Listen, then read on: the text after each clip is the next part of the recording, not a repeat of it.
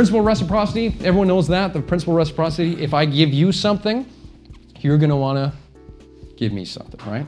And Influence, the book by Robert Cialdini, The Science of Persuasion, he studied the Hare Krishnas. You know the Hare Krishnas with the bald, with the ponytail, wearing the robes at the airports?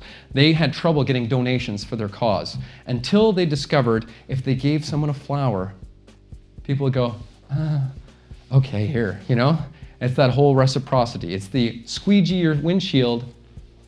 Oh, okay, thanks, you know? It's not exactly begging because they've done something for you, right? It's a little bit different. Same thing with the giveaways that we use, okay? They can add value. You want to give people as much as you can give away for free so that they can understand the value that you have to offer and they'll want to do business with you. You're just overloading them with that so that they have no choice but to do business with you in the future. So let's talk about giving the gift. They don't get unless they give, right? This whole bowl of giveaways that's out in the open that people can just walk by and like, hey, thanks. You know, no.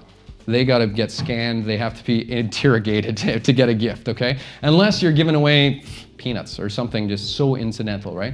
But you want to make sure no one gets anything unless they've been talked to and they get their badge scanned or what have you. Don't have them out in the open. We just talked about that. The best type of gifts, in my opinion, requires some teaching or requires some guidance from you, okay? And when I say that, if you give away a pen, and I'm going to pick on the pens again, if you give away a pen, people are like, yeah, I got it. I write with it, right? But I don't know, do you remember years ago they had this calculator, and they probably still have it. It's this cylinder, but it flits in half, and then there's a pen on the other side. I just remember the little demo of someone going, are you right-handed? Or your left hand, and it would swing around to the other side, this little giveaway. And it was just this idea that they gave you this and you were like, well, what is it? Well, it's a calculator. How do you mean? You know? And then they had to kind of show you. If there's some way that they need you to do it, then that's better because you're linking them to you, okay? So the pens, the t-shirts, people get that. I know how to do that, right? So that we'll talk about it. Preferably it ties in with your messaging and it is branded, okay? Those are the things you want to have. So, giving the gift. Remember how I just did that thing where I grabbed a volunteer? If you see someone in the crowd, in the aisle, and you say, you know, my name's Anders Belanger, Optoma Technologies. I have a gift for you. Follow me. And you turn around and you break eye contact and you just move. Would you follow me if I have a gift for you?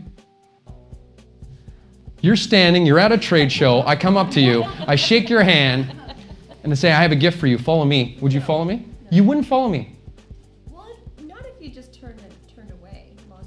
Last eye contact? Okay. That's your opinion. You should try this, though. What happens, I find, because remember, we got to get that free gift mentality thing going on, right? People want.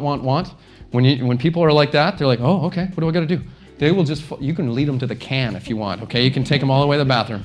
And they'll just, okay, where are we going? Where are we going? You know? And so that's the way that you can grab people right out of the aisle. Because, you know, you're not supposed to hang out in the aisle. But if you do that, pull them into your booth, you know, that they will follow you. And it's that whole idea that they have no chance to say no.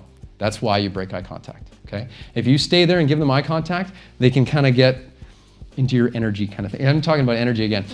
Bill Ferguson was an old street performer I used to know, and he was a very gruff guy, and he could order people to do anything. It was this weird, like, magic power he had. And one of the things he would do is he would look at someone, and he'd look them between the eyes, and he'd order them to do it.